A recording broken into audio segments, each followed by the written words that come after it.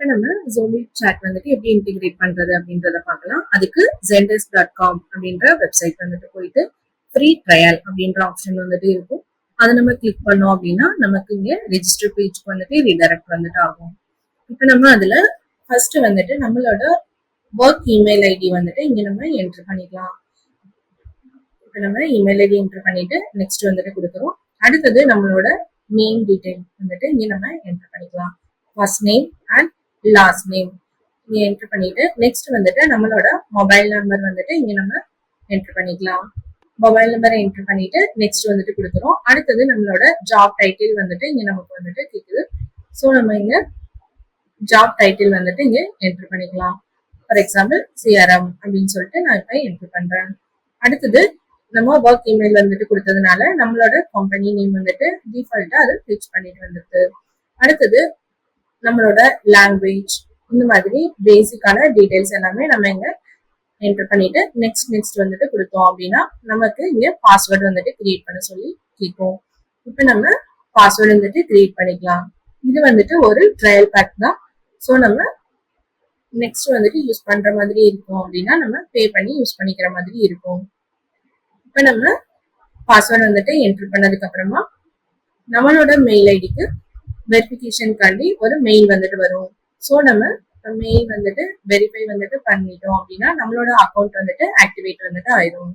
இப்போ நம்மளோட மெயிலுக்கு Zendeskல இருந்து நோட்டிஃபிகேஷன் மெயில் வந்துட்டு வந்துருச்சு. இப்போ நம்ம வெரிஃபை யுவர் அக்கௌண்ட் வந்துட்டு கொடுத்ததுக்கு அப்புறமா நம்மளோட Zendeskோட அக்கௌண்ட் பேஜுக்கு ரீடைரக்ட் வந்துட்டு ஆகும்.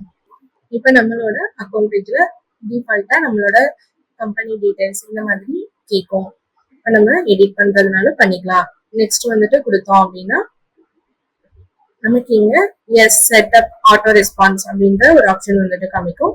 அதை நம்ம இங்க செலக்ட் பண்ணிக்கிறோம்.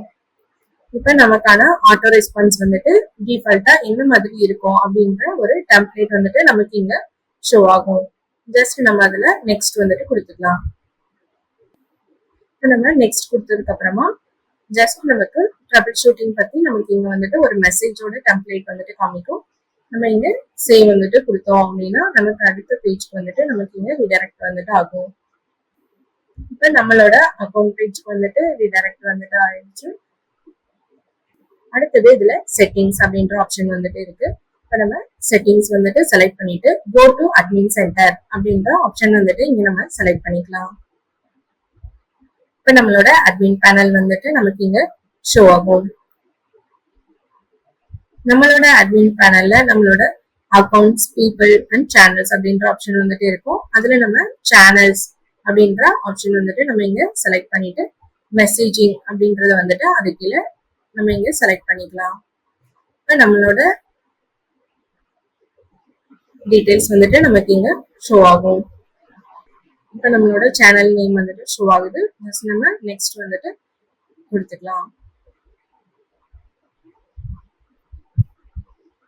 நெக்ஸ்ட் நம்ம இதுல பேசிக் கஸ்டமைசேஷன்ஸ் வந்துட்டு பண்ணணும் அப்படின்னா நம்ம அதுல பண்ணிக்கலாம். அதாவது பிரைமரி கலர்ஸ் அண்ட் லோகோஸ் இந்த மாதிரி நம்மளோட டீடைல்ஸ் வந்துட்டு எடிட் பண்ணணும் அப்படின்னா நம்ம இங்க எடிட் பண்ணி சேஞ்ச் பண்ணிக்கலாம்.